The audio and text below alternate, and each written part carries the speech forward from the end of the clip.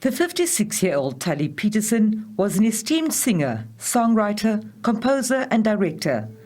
With his lifelong friend, David Kramer, he told the story of District 6 through the internationally acclaimed 1986 stage production of the same name. They went on to produce several hit musicals after. His murder, which the trial judge found was at the instance of his wife, sent shockwaves not just locally, but abroad as well. In 2006, I was filled with anger and resentment, as one should, being robbed of a father at such a young age. So the 18 years has been filled with anger, hurt, sadness, sorrow, bitterness.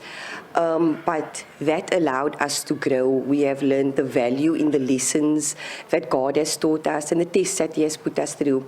And that has brought me closer to my God and made my faith a lot stronger. And just to tawakkal. Tawakkal means to have full faith in that God knows exactly what He is doing.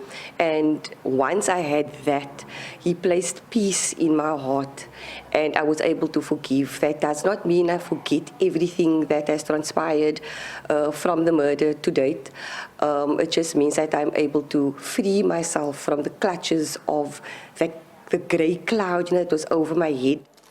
During the murder trial, it emerged that Najwa Dirk Petersen had hired the three hitmen, Wahid Hassan, Abdur Rashid Mjedi and Jefferson Snyders.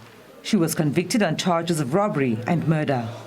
The victim-offender dialogue was interesting in that we attempted to hold Najwa accountable to the degree that we understood, and in the same breath, there was an inability, a psychological inability, and for that reason, I think for me, it helped me make peace in that perhaps the crime is bigger than the person. So the victim-offender dialogue has been interesting, and it has allowed a lot of healing. It's been challenging to face the person who masterminded my father's passing.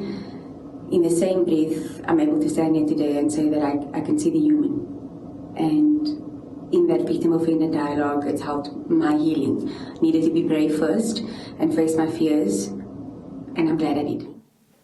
After spending 18 years of a 28-year sentence behind bars, she now stands on the cusp of leaving prison, depending on a decision from the parole board.